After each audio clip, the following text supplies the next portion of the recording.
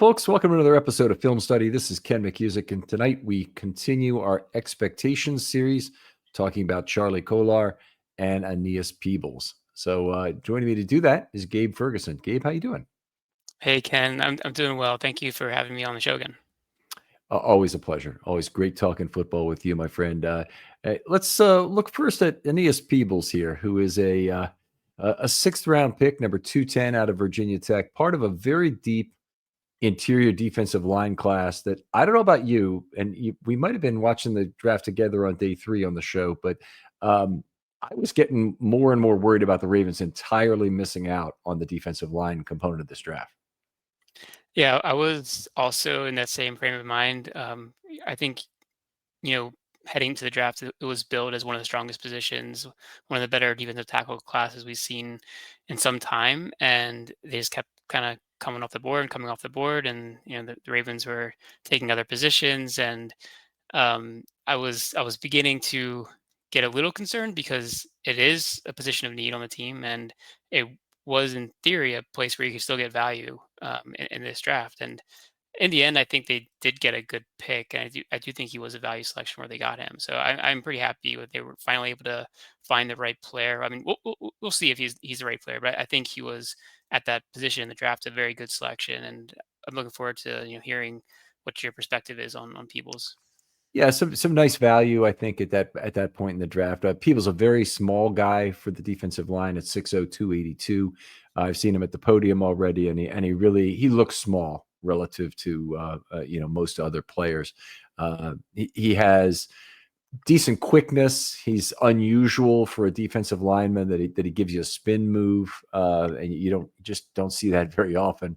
But he did also have 28 bench reps. He's got some real strength. He's got some legitimate ability to penetrate, which I think is kind of exciting. He's used in his time at Virginia Tech mostly as a situational pass rusher, a guy they would bring in more than not on passing downs to play. Yeah, and I think that was a need for the Ravens. They have really I would say one and three quarters players you would think of as kind of like pocket pushers in the middle. Matabike obviously is probably like your star when it comes to Mhm. that pass rush from the interior, but Travis Jones also, has really developed into a good interior pass rusher himself. But I think that Peoples definitely fits more of the profile of the Matabike type, probably sub package type player who is, a pass rush specialist. Um, Probably because of his size for the majority of his career, that's probably what he's going to be. There are a few players who are smaller for defensive tackles that end up becoming starters, and maybe Peoples, displays that ability to kind of grow into a bigger role. But there are a lot of traits that are impressive with him. In terms of his quickness, his I think agility. His ability to use that lesser stature, I think, effectively. He kind of is willing to give some hip flexibility, some bend to get around some of the bigger offensive linemen. Whether or not that looks the same in the NFL as it did in college, um, it's hard to say. But I think if you look at his production in college, he was a 5-year player. The first 3 years were kind of like he didn't really do too much. Then he kind of really took off in his senior year at Duke, and then transferred to Virginia Tech, and also had a nice season at Virginia Tech as well. I think in that role as a pass rush specialist, that's really what he could potentially find a nice kind of like role in the Ravens defense because they don't have a lot of depth there. So when I was putting together my list of interior defensive linemen, I penalized players like Peebles a little bit, dropped them a little bit on my board because it's a for the Ravens board, and in the way we look at the draft as being exclusively from a Ravens perspective. Um, I think there's a lot of overlap with what he and Matabike bring to the table because they're basically 3-tech only guys. They're a little bit too small to play the nose. I think in Peebles' case, there might be an exception, is that if the Ravens play from as many positive game scripts as they may this year, and certainly we certainly hope that's a big part of the Ravens season, is that they're up by 2 touchdowns in the fourth quarter a lot. Then a guy like Peebles can help you close out games when you know the other team's going to have to pass basically every down, or you just dare them to run. There's 8 minutes left and they're down 2 scores. Sure, you want to kill some time off? Go ahead, run the football. But you can put a guy like Peebles in as a one tech at that point and not be too concerned about what he is. And he'll give you lots of value as a penetrator in that spot.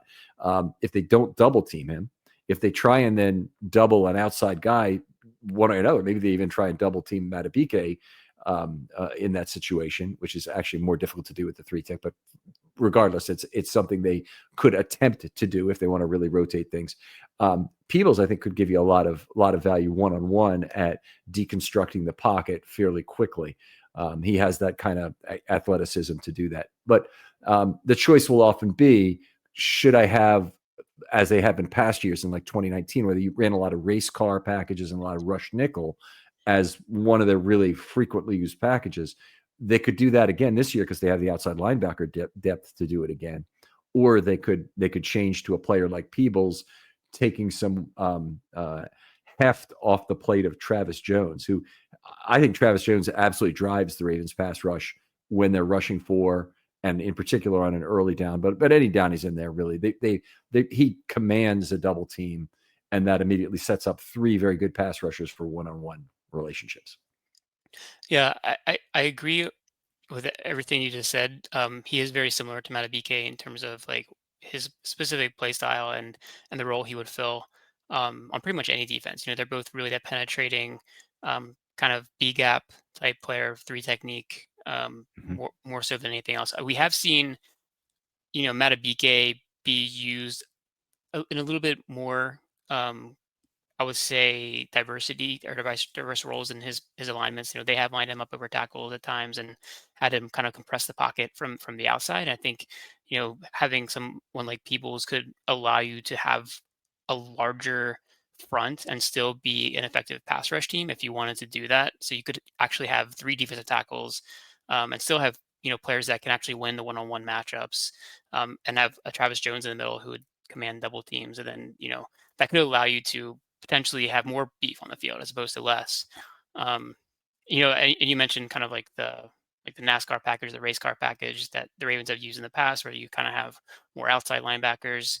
Um, they don't necessarily have that kind of tweener body on the roster anymore in Mm-hmm. terms of someone who's a big, and I mean I guess you could say um, Tavius would be like your Yes. closest kind of I don't know, at least physical style in that sense, but he hasn't really shown that ability to kind of be twitchy and win quickly as an interior rusher. So potentially that's something he could grow into. But I think as the roster is currently constructed, having an extra defensive tackle who can actually push the pocket and create some penetration is a thing that would benefit them.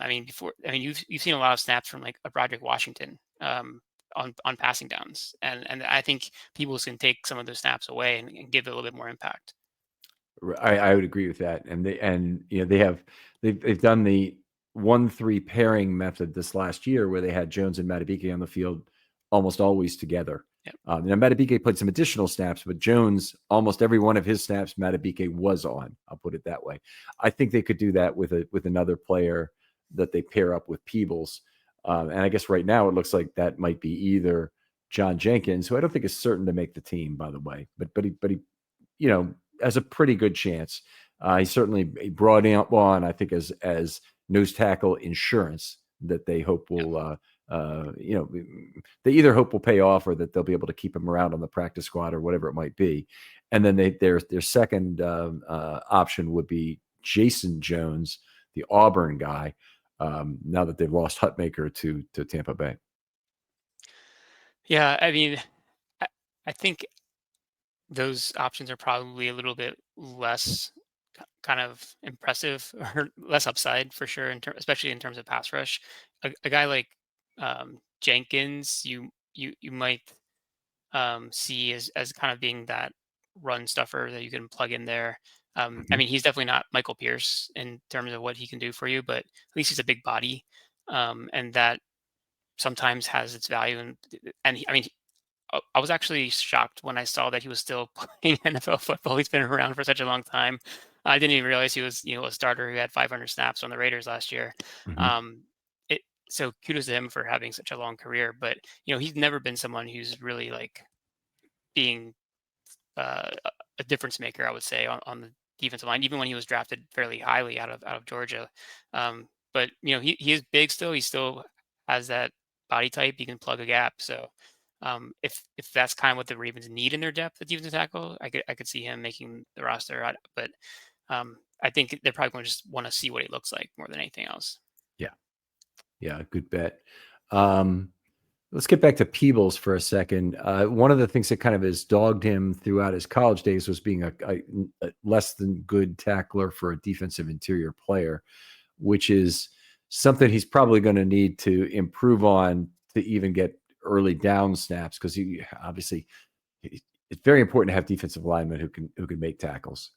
Now it does sometimes happen with penetrators; they can get in, get a running back retract without making the tackle. But I can't help but think that Peebles, being a less than super lengthy guy, that's maybe been a part of the missed tackle problem.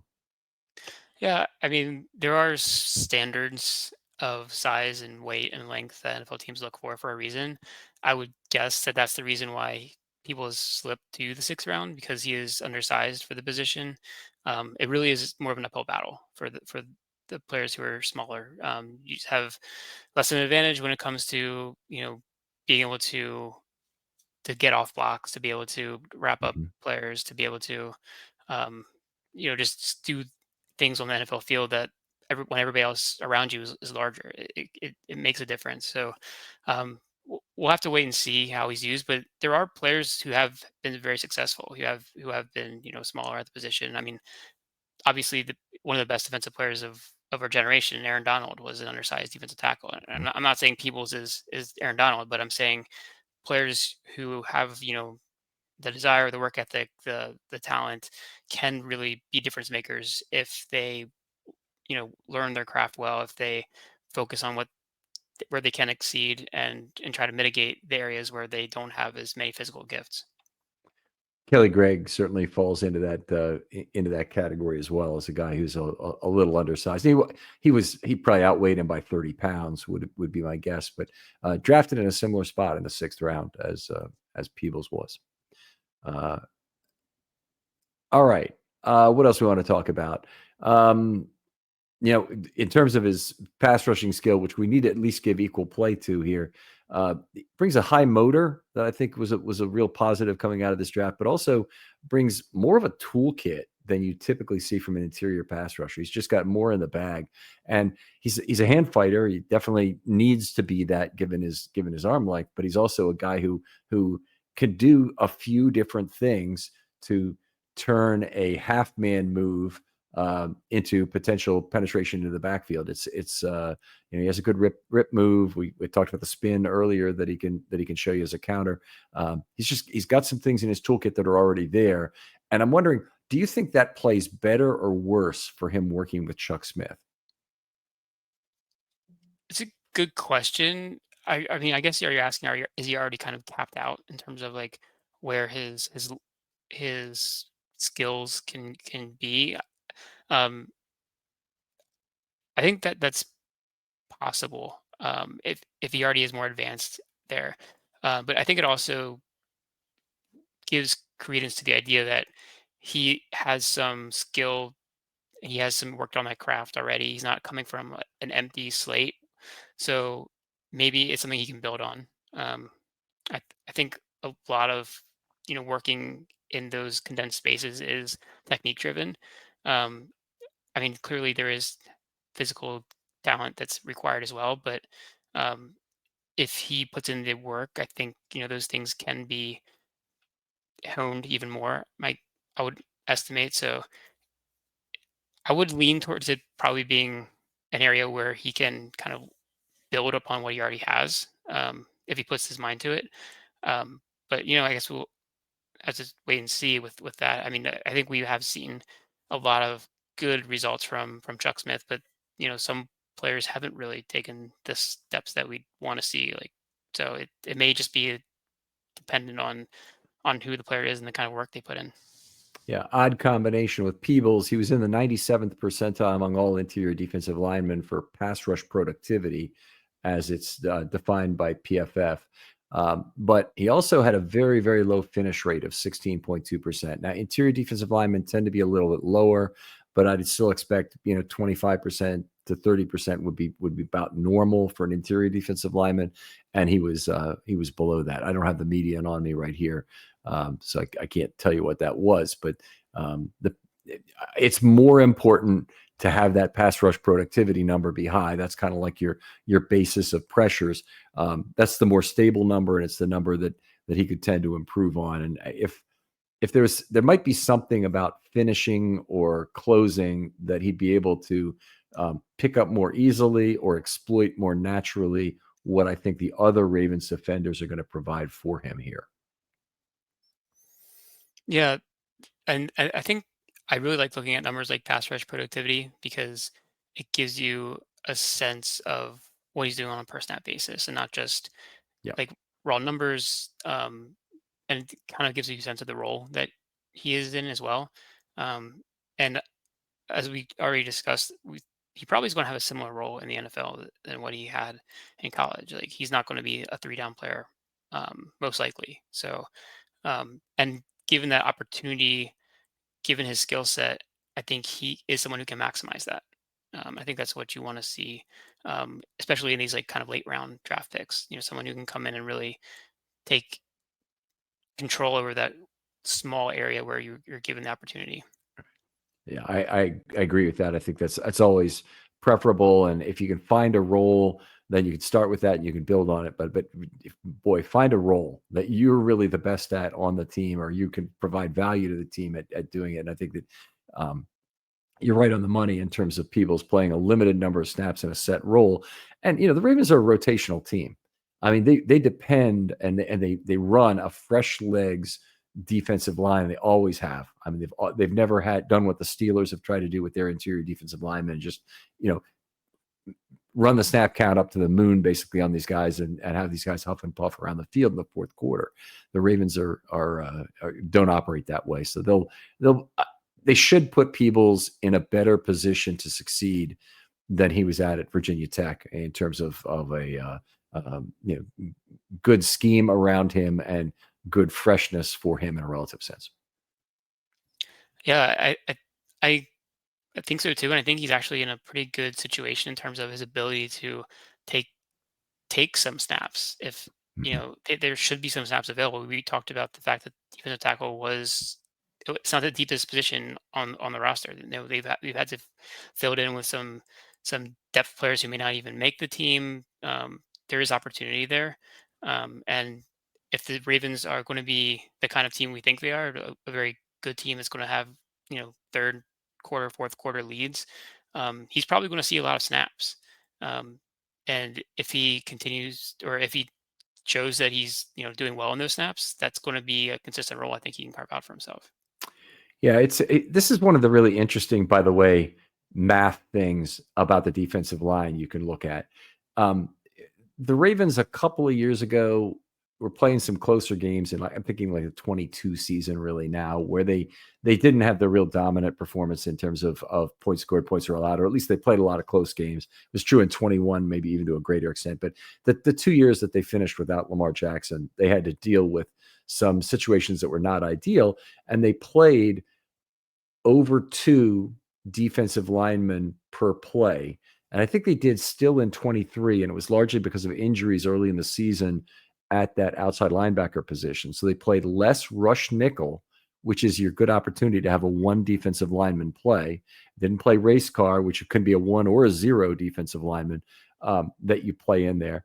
And that really changes the whole picture of things. So your defensive line can get a lot of respite, a lot of snap respite from having more positive game script snaps where you can move outside linebackers and bring them inside. I think this 2025 Ravens team should be back to that. I think they're going to be 5 active outside linebackers per week, and I think it's a chance to have that, drop that number of defensive linemen per play down to the 1.8 range, 1.85 maybe, And that means your five guys have to average 37% of the snaps instead of 44% of the snaps where they were when the total was 2.20 per play.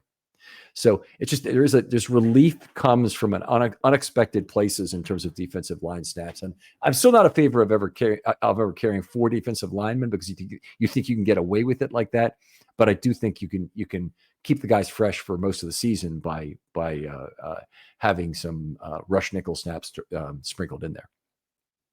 Yeah, and I think also just in terms of your pass rush, that I that's essentially what you're getting at here. But your pass rush specifically, you want players who you can keep fresh, and players that you feel confident can actually be an impact player on the field. So whether that's an outside linebacker or whether that's a defensive tackle, or defensive end, or however you want to define some of these players on the roster, um, the more players that you can rotate in some fashion, the better results you're going to get from all of them. Because wear and tear does happen over the course of the game, over the course of the season. Some of these stretches that the Ravens are going to have can be pretty tough. They have like the three road games in a row this season.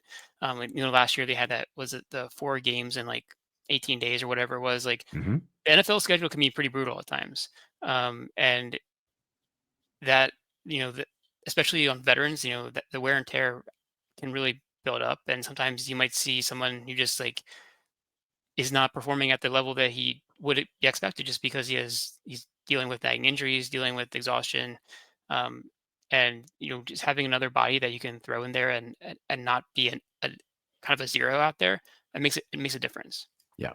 Yeah, it does. I mean, they got lots of value out of a player like Brett Urban these last couple of Yeah. years, eating a lot of snaps and doing a pretty good job of it personally. But more than anything, it was rest for the other guys. I think in a lot of ways, Broderick Washington's contribution has basically been that the last couple of years. I don't think he's lived up to the contract the extension he signed, and that's been kind of a disappointment from that perspective. But it has helped the team stay rotationally fresh.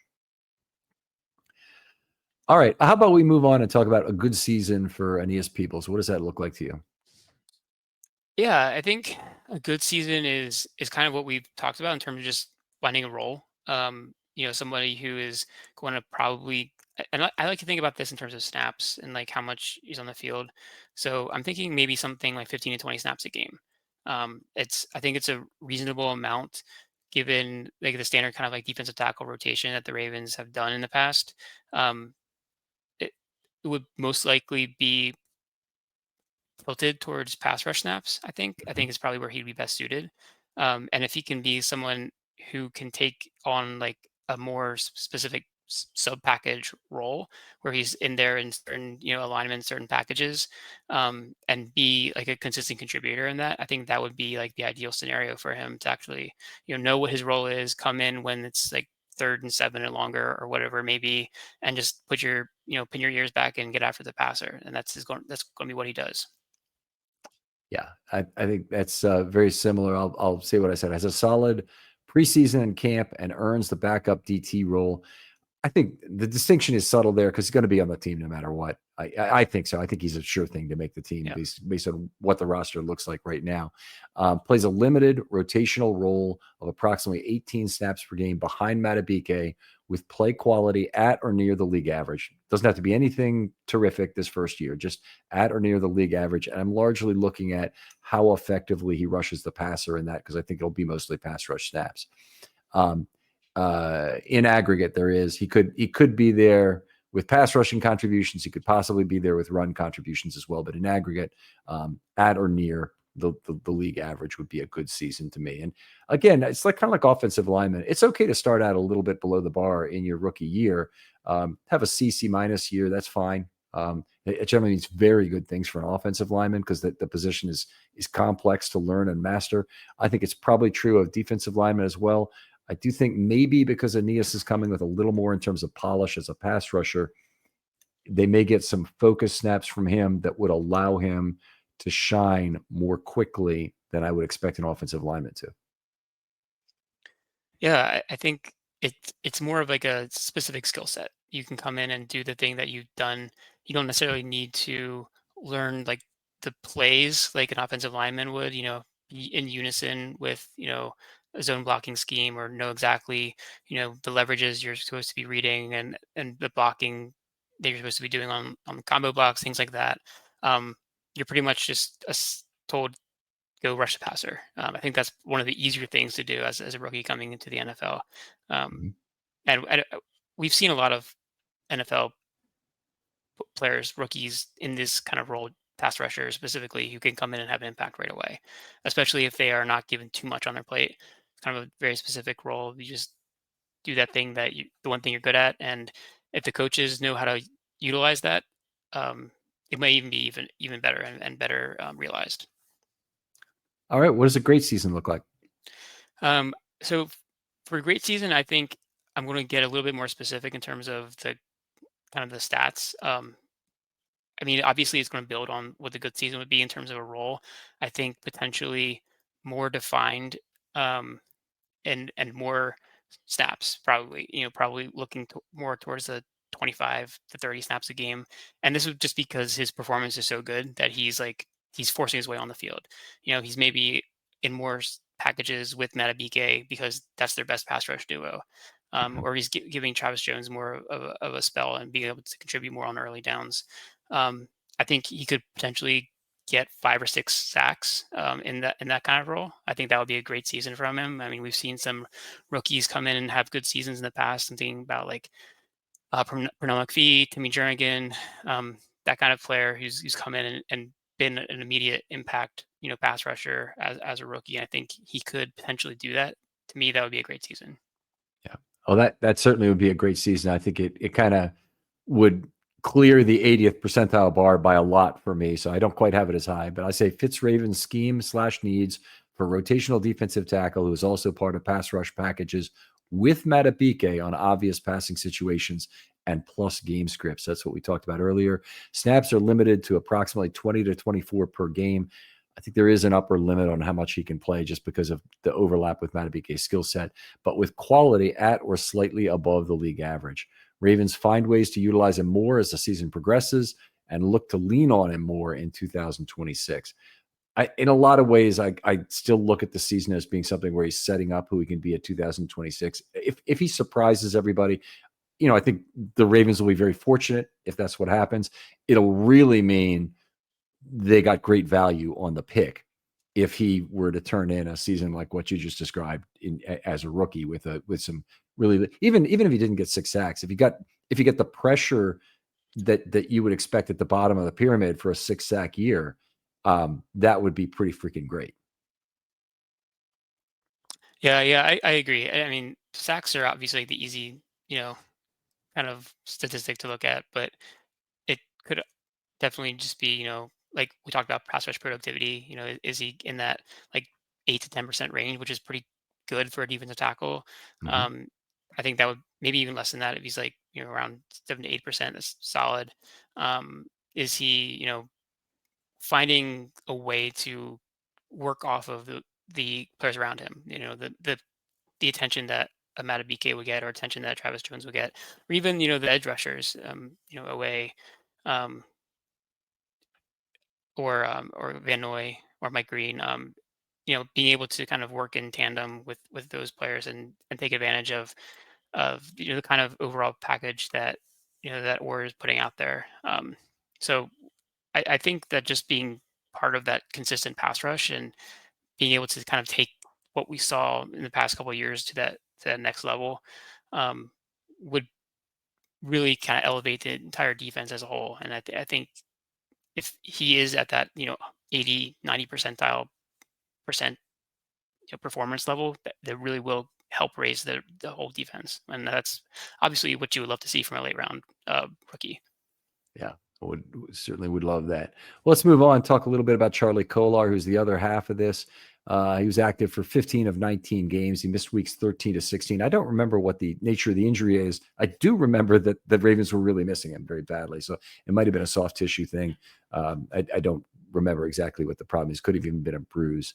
But even more than in past seasons, he became a more extreme run blocking specialist. So the Ravens had used Patrick Ricard on the line, some in previous years. This year was much more of Charlie Kolar. 215 of his 285 snaps came as a run blocker or runner. He actually had a couple where he took a direct snap under center. He might have had one where he took one on a jet play as well. But that's a very high percentage of your snaps to be on run plays. Yeah. It was one of the things that I was actually kind of surprised by when I went back and looked through the numbers, just because that is so specific in his role, and it's to the point where it is verging on being too much of a tell to the defense. Mm-hmm. That was something that I thought about immediately, and I didn't look through all the snaps that he was. I mean, I don't know if there's even a place where I could find that, but when he was on the field and if it was a pass, my guess is 90% of them were play action. Um, so I think he's in there, and in the 2, 3 tight end packages, he's on the field with Ricard, and he's if they're not running the ball, they're probably trying to do some sort of play action, look for a shot play, um, and he's better or worse. I mean, having a good impact in that role. I mean, the run blocking definitely benefited when he was on the field. So, um, is it a tell? Potentially, but does it matter if you have, excellent blocking and Derrick Henry and Lamar Jackson? Maybe it doesn't matter. And it maybe it doesn't matter. So let's start with that. But I'll give you another maybe. Is it a bigger tell to have Ricard on the line or to have a sixth offensive lineman in the game? Because they used plenty of both of those, including times where they're trying to run out the clock, and it really was a tell, no doubt about it. In those game scripts, when you've got a positive game script and you really are trying to run out the clock, you usually don't care too much about what you're giving away to the offense, or don't care as much to put a sixth offensive lineman in the game. And there were times, including the second drive against the Steelers, when they ran the ball, what was it, 15 straight times or whatever it is for the touchdown. Yeah. That, by the way, there's no drive that I want to go back and watch more times than that particular drive, pretty much in Ravens history. Okay, I can maybe think of, driving down 92 yards against the Steelers, leading to the Torrey Smith touchdown. Maybe that's in the same camp as that, but this is just, that drive was a thing of beauty. Just a bludgeoning of an ancient rival with in a way that was brutal. I don't know that of the various ways that you can give away that you're running the football to the other team, that having Charlie Kolar is on the field is too bad, or is the worst of those choices, I guess is how I'd say it. Yeah, and that's fair. I mean, he did have a few, passing opportunities, receiving opportunities. If you look at some metrics, yards per route run, he's actually quite good. Very small sample size, and it was skewed by one large play. But still, there is some potential with him as a pass catcher, and he has the kind of prototypical size, decent athleticism. He can make plays in the open field if he gets the ball. So that is a threat. Having him there, I would say, in terms of passing threat, he clearly can do more for you than Patrick Ricard can. So having him out there gives you at least that option to make the defense at least have some sort of respect for him as more than just a blocker. So I like that aspect. That ability for him to you know at least make the defense think. Keep them a little bit honest. Right, 131 yards he had on 11 targets this last year. And in a weird twist of fate, he moved to the very top of yards per target among all Ravens career receivers with 20 plus targets at 10.3. Now, the guy he passed was Gus Edwards in terms of doing that, who was at 10.1 when he left the team. He left the team with the highest yards per target and yards per carry of any player in Ravens history. But he is part of the story in terms of the complete success they've had in throwing to the tight ends the last 2 years. He has been an inline guy, which is so very different than the guy we thought we got from Iowa State 3.5 or 4 years ago, whatever. Well, I guess it's 4 years ago now. Right. 3 years ago now, right? 3 years ago Yeah, now. yeah, Yeah, this is his fourth, going into his yeah, fourth year, right? yeah. Yeah. And it's he everything in that Iowa State offense was fed through him. He was literally Chamberlain in the post, as I've said many times on this show. So it's very different for him to have inline blocking and special teams be his two biggest responsibilities now. But hey, that's where we are. Yeah, and I mean, kudos to him for, trying to, I mean, I think it was before last season, there was definitely some stories about him bulking up, getting Yeah. stronger, getting more physical, really leaning into the role that he had on the team because, he wasn't that player at Iowa State. He was the guy who was a flex tight end who was, running out of the slot, running routes downfield. Um, I don't think that those abilities have gone away, and it will be interesting to see, with the all of the Ravens, tight end position being in flux. I think after this season, it's going to be interesting to see, how they envision him and what they think of him in terms of a long-term contributor. But in this role, I think it is always going to be a little bit limited, and you know, unless there's some health issues that happen. But I mean, he does what he's asked to do, and I think he's better than a lot of the kind of like part-time players that the Ravens have had in the past, and he's really stepped up to kind of find his niche on the team and give everything he can. So I think a lot of players would kind of shrink away, but I feel like he's been like one of the ultimate team players on the Ravens over the past 4 years. Yeah, I've been very happy with all three tight ends. The role of the tight ends in the Ravens has dropped tremendously with all of this additional efficiency they've had. They dropped from 190 targets in 22 down to 110 in 23 when they first had the breakout year of 140 roughly passer rating, and then they ratcheted that up all the way back to 128 last year. And I can't imagine any one of these three tight ends is really happy with their targets right now. I think they probably all want more, and hey, they're playing at the level they are. Um, you know, it, Part of me says that any additional targets they get will be marginal targets, and yeah, maybe they'll be at a higher passer rating than they would normally expect to have, but they'll be at a lower than 140 passer rating. I can virtually guarantee that. If there's more contested balls thrown to the tight end, if they're just schemed more as a part of the offense, but the fact that Kolar has been a part of this and has been a legitimate component to it, not just some tag along component, he's provided real value as as a run blocker. We talked about to a certain degree. I'm not saying he's the ideal pass blocker, but as tight ends go, he's a pretty good pass blocker or a decent pass blocker, I'll say. And he really helped out Roger Rosengarten this last year.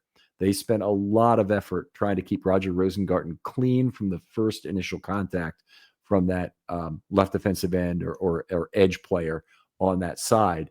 And to do that, they really had to use a lot of chip blocks. So some of what you see, even in terms of the pass plays that are there on the ledger for Kolar, are really chip blocks that PFF won't count in his blocking grades. So if you took just a chip block then goes out on a route, they won't have that in a pass blocking stat. And yet But it that really restricts his Yeah, but that has a opportunity. huge impact. Yeah. There's a lot of players that the Ravens have to go against. Like the TJ Watts of the world, and then in the division, the Miles Garrett's. Whoever it may be, that it makes a huge difference. Is to slow them down by a second or a half second, put a hand on them. Um, it really makes that extra just split second for the the receiver to get open on the route downfield, to not have that instant pressure that might get there otherwise. And, you know, I'm hoping that someone like Roger Rosengarten will continue to grow. And I think we saw growth for him, over the course of his rookie year. And maybe he becomes more of a, one-on-one pass blocker as he continues to develop. Um, and that necessity to chip becomes less and less. But um, even someone like Ronnie Stanley is going to benefit from any tackle who knows how to use that help is going to benefit from having that, and it's just going to help the offense in general if there's a player who's willing to give that give that little extra contribution and at his own I guess, it's not going to show up on the stat sheet, like you said. So that's something that is, something that he's only going to see in the film room, after the game, and he's going to get the props from his position coach. Yeah, I can't believe they don't really understand the value of him. I think they do, and that's why they continue to use him the way they do. I'll tell you another place where Charlie Kolar's importance is probably going to be understood to a greater degree this season is on special teams. He was a 5-unit player this last year. Now, 4-unit players are not that uncommon. There's a lot of guys, particularly linebacker size, tight end size, who play kick and punt coverage and return. But he also plays on the field goal kick unit. He's a wing out there blocking in that unit. And so he, is a core special teamer. He guarantees his own activation every week through that. Not that there'd really be a question at this point in his career about that, but certain players like Tylan Wallace, where it might be a question whether or not they would be kind of guarantee their own spot on the roster by being such a good special teams player. You can't be without him. And then, he also contributes on offense in a certain way. This year should be an even bigger deal for that, because with the 35-yard line punitive touchback rule, there's going to be more kicks returned, and you're going to have to be more stable and able to make sure that you don't mess up your lanes on the return, and he'll be hopefully good at that. Yeah, I mean, the Ravens definitely love their special teams. I think it's whenever they don't perform like the best unit in the NFL, it's a shock to to both the Ravens and to the fans. And we've seen that in the past. The past couple of years, there have been a few gaps in special teams performance that we haven't seen as frequently. So having continuity, I think, helps. There has been a lot of change in the past few years. I think that's probably part of the contribution to some of the lower performances. And I would say that over the course of the season, that's been corrected. Oftentimes, it's kind of like the beginning of the year. There's some errors, and then they get shored up over the course of the season, and they end up being a pretty good unit by the end of the year. But I think having somebody who's been in that role for year after year after year really helps solidify that unit as a whole, and give that veteran kind of experience, and help make sure that those little snafus that happen less frequently. All right, let's talk about a good season for Charlie Kolar and what that looks like. So I think it's just kind of more of this kind of linear progression in terms of snaps. And it's probably not going to be a huge boost, because the same players that have been blocking him for snaps are the same players they're still there. So, I think he averaged about 20 snaps per game in 2024. I think, if he sees a slight uptick, if he's in the 20 to 25 range again, I think that's a good season. Maybe he gets a few more looks in the passing game. I think he has done pretty well, as we discussed, in the limited opportunities that he's had. So that might be, where you're looking to see a slightly better season, or what you consider a good season. Maybe 20 to 25 targets, as opposed to, you know, 10 or 12. Just, and maybe 15 catches for 200 yards. That, I think, to me, that would be a good season for him. Most players who played a full season, who are just coming off a full season, I would be loath to project a big increase in target share, particularly at a crowded position like his. But because his targets are so low, I think the chances are, if he's healthy, he'll play. He'll get significantly more targets, because there's a good chance that one of the other two will not stay healthy. So you've also always got that, potentially working in your favor. Okay, here's a good season for me: is continues to provide multifaceted contributions as a blocker, receiver, and special teams player. Per snap and per target productivity remain high despite relatively few routes run. He won't continue on at the kind of yards per target number he had this last year, where he's over 11. I don't think he's likely to be over 10, but I think he could get a few more targets at 8.5 yards per target, say, and remain still fairly high productivity in terms of a per snap basis on relatively few routes run. And again, no matter what he does, he's got to start with the blocking. That's where his biggest contribution is going to come. Yeah. I think we're pretty much in alignment there. It really does stem, or his success is really mostly in the run blocking and pass blocking, as we mentioned. But that's really where his most value comes from in the at least in the current role. And I don't think that would change by design. Going with a great year? Great, yeah. So this is one of those unfortunate situations where a great year for him would mean a not so great year for another player. So that would probably mean some sort of health issue with either Mark Andrews or Isaiah Likely, and he would have to fill in more of a pass catcher. And to me, it would mean more snaps, probably closer to the 400, 500. I think unlikely that he would be too much more than that, even if there was a significant injury. But being on the field, half the time, and then having more opportunities in the passing game to see a significant boost there. Probably, if he is taking on a second tight end role, I would imagine we're looking at 45 to 50 targets, maybe more, depending on how good he plays. And then just trying to be someone who's a third down option. Really, I think is probably where he would be the most use on in the offense, similar to what the tight end normally plays. Obviously, play action I think is somewhere where he could exceed as well. Kind of on those leak plays, the seam plays. He does still have that good frame. I think he runs good routes, and he has decent speed. I think, as we discussed, he has shown that given the limited opportunity. So I think he could be a useful pass catcher, but it wouldn't be a high volume role for him, even in a situation where he's on the field more. The other tight end is probably going to reap more of that benefit than he would. Yeah, I mean, I would certainly agree with that, and both Andrews and Likely are probably saying, yeah, I could pick up more snaps if the other went down. They each played about 700 snaps though, and the Ravens still are about the heaviest team.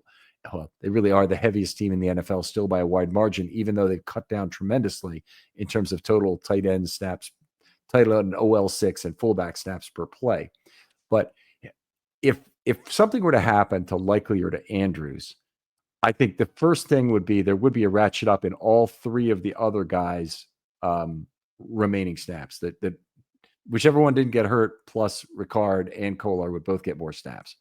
But then I think there would also have to be a move to more 11 personnel, more gimmicky stuff like a pony backfield, other things to take up some of the offensive burden and maybe maintain the fresh legs nature of the offense, which I think is going to be something we really see in spades this year from Monken, is that they've got so many horses in terms of who they can put on the field, including 6 deep at wide receiver, the tight end group being what they are, the fullbacks, 2 good running backs at least that they can put on the field, and potentially 3 if they get health out of Mitchell this year. With all those weapons, fresh legs is just going to seem like a very optimal way to run that offense. Yeah, I mean, they're similar to what we talked about, I think, on defense. The Ravens are a deep team. They have players that they can rotate. They can rotate bodies at you in the running game. And when they're ahead, that's going to be the way to close out games, eat up clock, and that's going to be a big part of what Kolar does. And maybe his snaps will pick up if the Ravens are blowing teams out. That could be a place where he just sees his snaps go up because Likely and Andrews might not be in the game in the fourth quarters because they don't need him out there. So it could be the Charlie Kolar show when it comes to closing out games, and him and Ricard, and maybe an extra offensive lineman too. So we'll see how these games go. I mean, it's easy to say that now that the Ravens could be, this team that we expect them to be on offense. I mean, we have seen that from them the past couple of seasons. I don't see any reason why it would not be there, but um, it's fun to think about at this point. But in the end, if Charlie Kolar is a great season, it's probably not the best thing for the Ravens offense, just in terms of the player that he's probably going to have to be replacing, and he's unless he has some serious skill that we just haven't seen on display yet, it's probably going to be in a lesser of a pass catcher role than the guys ahead of him, unfortunately. All right, I'll quickly through my great season. Develops a connection with Lamar as either a primary or bailout receiver that leads to this significant expansion in targets.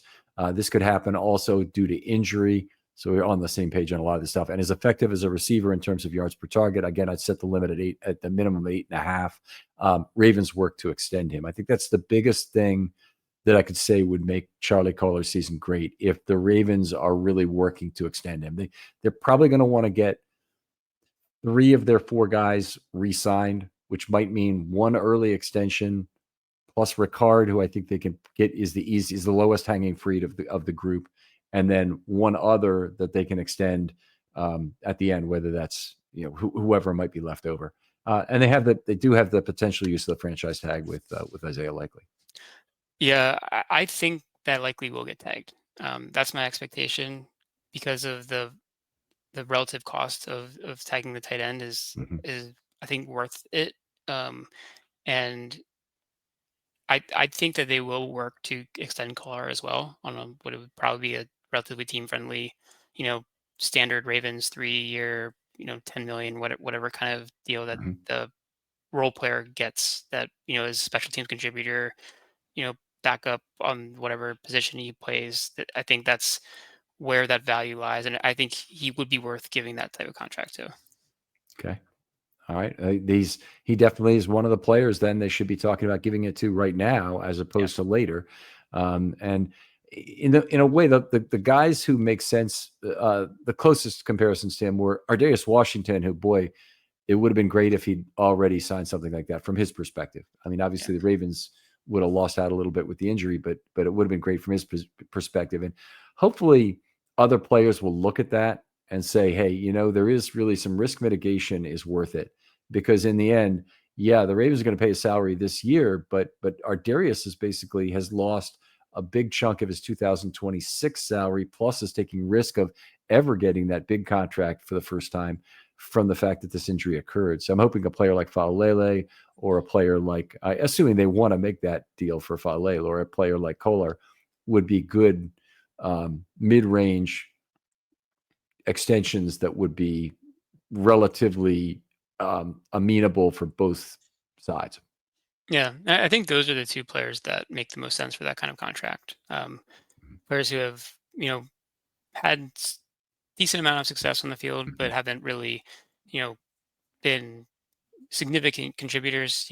I guess Falele would probably be a little bit more of a contributor considering he started for a season, and was, I would say, average player at the position. So there may be some team who would actually want to give him more money, potentially than the Ravens would. In Falele's term, I think Kolar is someone that probably is not going to get a lot of money on the open market, but unless he has a breakout season.